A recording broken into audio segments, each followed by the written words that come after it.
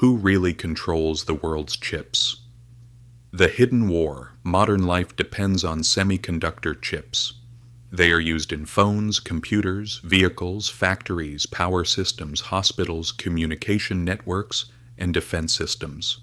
Without chips, many parts of the modern economy would slow down or stop.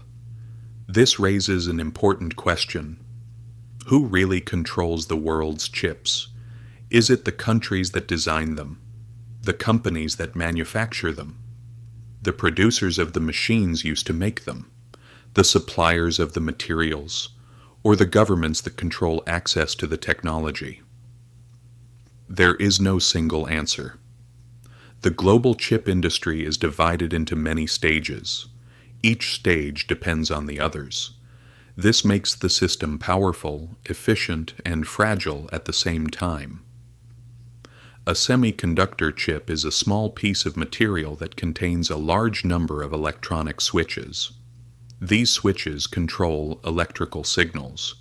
They allow machines to process information, store data, communicate, and perform calculations. Modern chips can contain billions of these switches. The smaller and more advanced they become, the harder they are to produce. Making a modern chip is not one simple process. It involves design, software, machinery, materials, manufacturing, testing, packaging, and transport. A chip may pass through hundreds of production steps before it reaches the final user. No single country controls every step. The first major source of power is design. Before a chip can be produced, engineers must decide how it will work. They decide how fast it will be. They decide how much energy it will use. They decide what kind of tasks it will perform. Some countries are very strong in this part of the industry. They control important design knowledge, software, patents, and technical standards. This gives them influence even when the physical chip is produced somewhere else. Design software is especially important. Advanced chips cannot be created easily without specialized digital tools. These tools help engineers plan the structure of the chip and test whether it will work. A country may have factories and workers, but without access to advanced design systems, it may still depend on foreign technology. The second major source of power is manufacturing. Chip factories are among the most expensive and complex factories in the world. The most advanced facilities cost many billions of dollars.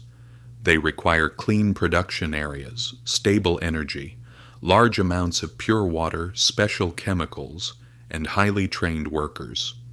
Small errors can destroy an entire production batch. Only a limited number of factories can produce the most advanced chips.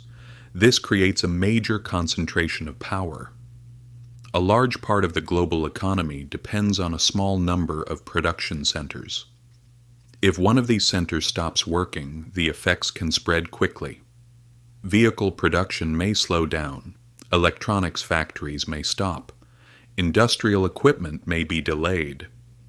Data centers may face shortages. Military production may also be affected. The world has already seen how serious chip shortages can become. During a global shortage, many factories could not obtain the chips they needed. The problem was not only the total number of chips, the problem was also the type of chip. A factory may need one specific chip with one specific design. Another chip cannot always replace it.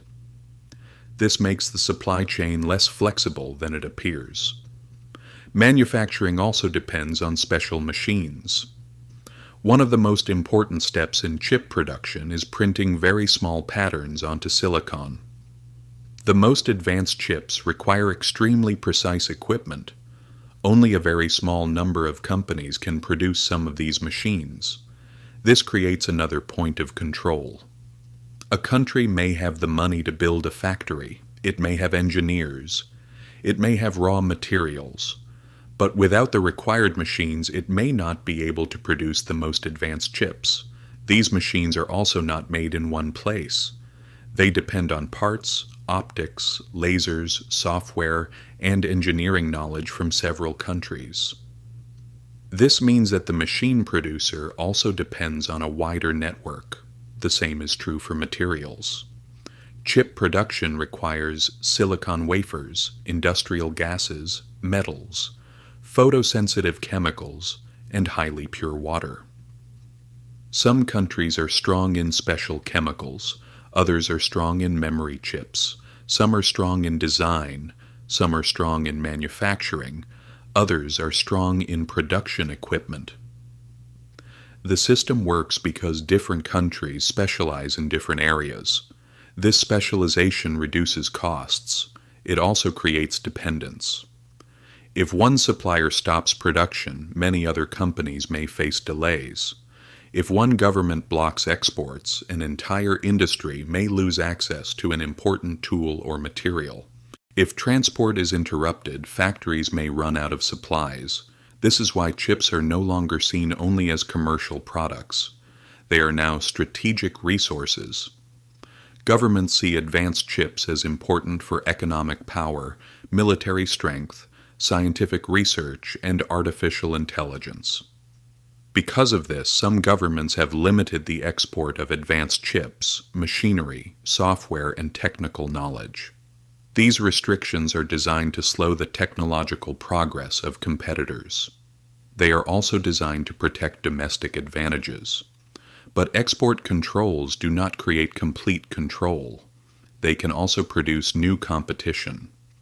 Countries that lose access to foreign technology may invest more heavily in their own industry. They may build new factories, they may support local companies, they may train more engineers. They may try to replace foreign software, machines, and materials. This process takes time. A modern chip industry cannot be built quickly. One missing part can limit the entire system. A country may design a chip but lack the factory to produce it. It may build a factory but lack advanced machinery. It may obtain machinery but still depend on foreign materials. It may produce the chip but lack the ability to package it correctly. This is why the chip conflict is not a normal trade dispute. It is a struggle over the full system. It is a struggle over knowledge, software, machines, factories, materials, workers, energy, transport, and government policy. Packaging has also become more important. In the past, packaging was seen as the final stage of production.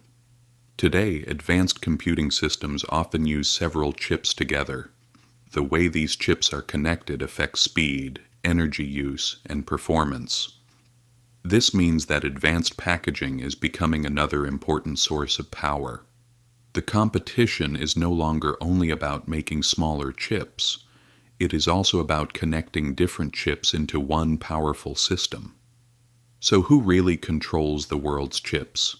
The countries with strong design industries control important knowledge. The countries with advanced factories control production. The producers of special machines control access to key technology. The suppliers of materials control essential inputs. The companies that package chips control another critical stage. The governments control trade rules and technology access. The customers control demand. But no single part controls everything. Real power comes from controlling several stages at the same time. Design without manufacturing creates dependence. Manufacturing without machinery creates limits. Machinery without special components cannot be built. Factories without materials cannot operate. Technology without government approval may not reach the buyer. And production without customers has no value. The global chip system is not controlled by one country or one company. It is controlled by a network. Each part of the network has power. Each part also has weaknesses. Every major player depends on others. At the same time, each one is trying to reduce that dependence. This is the hidden war behind the world's chips. It is not only a conflict between governments. It is also a competition between industries, engineers, factories, research systems, and supply chains. The chip itself is small, but the system behind it is global, and the struggle to control that system will shape the future of technology, trade, security, and power. Do you agree with our conclusion? Subscribe to the channel and share your thoughts in the comments. Past, present, truth.